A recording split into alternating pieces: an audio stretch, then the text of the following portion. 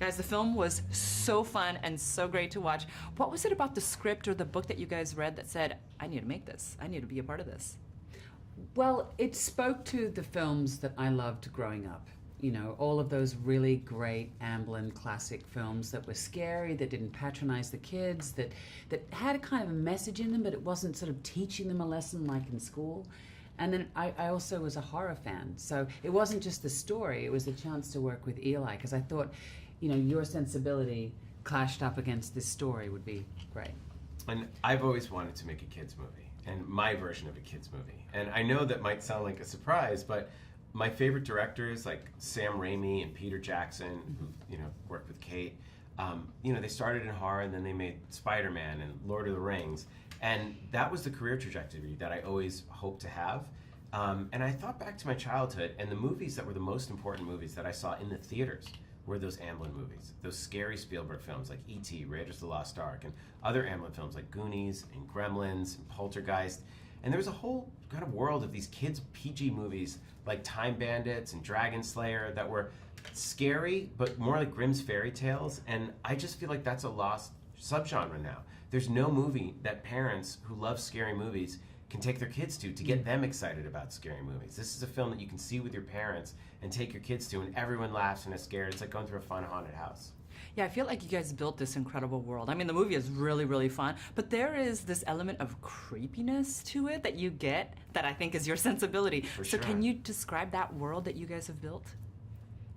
Well, I mean, a lot of it, and physically, I mean, I think the movie looks incredible. John Huttman's production design was extraordinary. It was so detailed, all the taxidermed animals, and every corner of the set was filled with some weird, creepy object. But it always amazes me with films is that you can have the best script, great cast, great production design, but somehow the atmosphere that you feel on set isn't translated to the screen, and that is entirely direction. And I think that, you know, that somehow that Eli created this atmosphere on set that was fun and it was buoyant. We weren't taking ourselves seriously, but we were taking the work seriously. But the atmosphere came across, that's very rare. Thank you. I mean, I look at my favorite films that are, you'd say, dripping with atmosphere, the films of Ridley Scott, like Alien and Blade Runner and Sebastian's Laboratory. And I always wanted to make a film that was like at the Tim Burton, Guillermo del Toro, Terry Gilliam end of the movie spectrum. But you know what I love is that underneath it all, you can have the creepiness, and what makes it acceptable is that at the end of the day, there is this core message of embracing your weirdness. And I really connected to that it's this idea that all of the things that we think make us outsiders and make us strange, that's actually the source of your superpowers. And once you embrace who you are and own that, that's when you are at your most powerful. And that's what Lewis, our main character, learns to do in the film.